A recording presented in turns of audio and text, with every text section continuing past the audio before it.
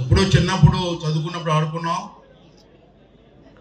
తర్వాత ఇది ఇందాక మనకు ప్రశ్నలు అడిగారు, ఈ సాంప్రదాయం కొత్తగా పెడుతున్నారా అని. ఇది కొత్త సాంప్రదాయం కాదు.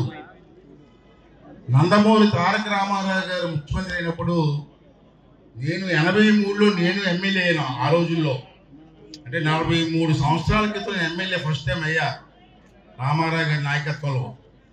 ఆ రోజు రామారావు గారికి ఈ సాంస్కృతిక కార్యక్రమాలన్నా స్పోర్ట్స్ అన్నా చాలా ఇష్టం. వారు అన్నారు ఒక రోజున, ఆ రోజుల్లో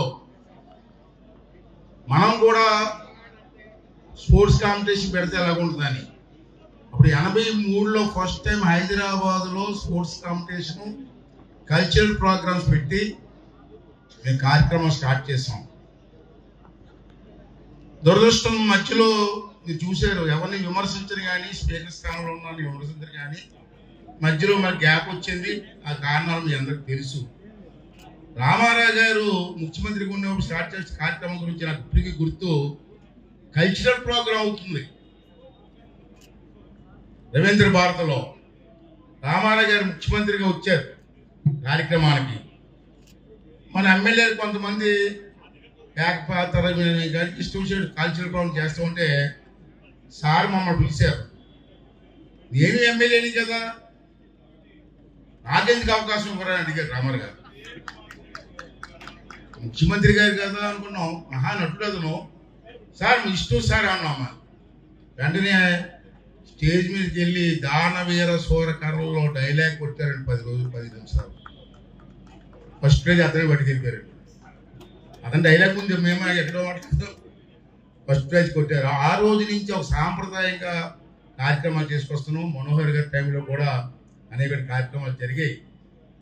నాకు మొన్న మేము కూర్చున్నప్పుడు మా డిప్యూటీ స్పీకర్ గారు, మనోహర్ గారు మేము అంతా కూర్చున్నప్పుడు మళ్ళీ పౌరం మాదిరిగా ఒక కార్యక్రమం పెడితే ఎట్లా ఉంటుందని ఆలోచన చేసాం. ఎందుకంటే మీ అందరికీ తెలుసు,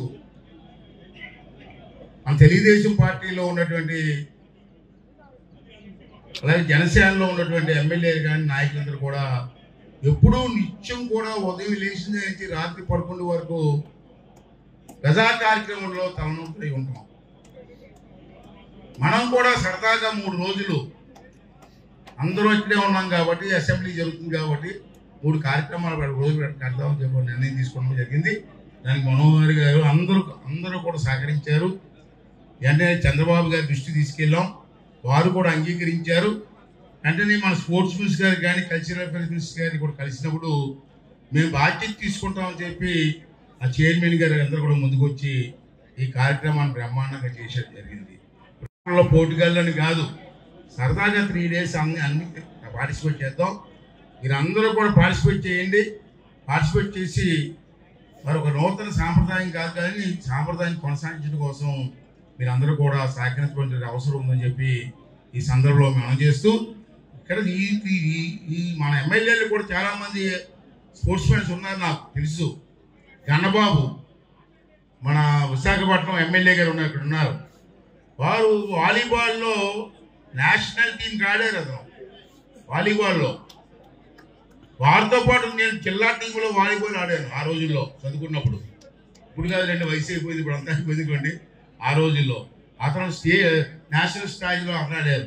అటువంటి చాలామంది క్రీడాకారులు మీలో కూడా ఉన్నారు కాబట్టి ఈ 3 రోజుల కార్యక్రమాన్ని విజయవంతం చేయడం కోసం ప్రతి ఒక్కరూ మధ్యాహ్నం 2 గంటల వరకు మనకి అసెంబ్లీ ఉంటుంది. 2 గంటల తర్వాత భోజనం చేసి అందరూ కూడా స్టేడియంకి వస్తాం. ఈరోజు వచ్చినట్టే రేపు వస్తాం, ఇల్లు కూడా వస్తాం. నైట్ 8 o'clock వరకు ఇక్కడ సరదాగా మనం పార్టిసిపేట్ చేద్దాం.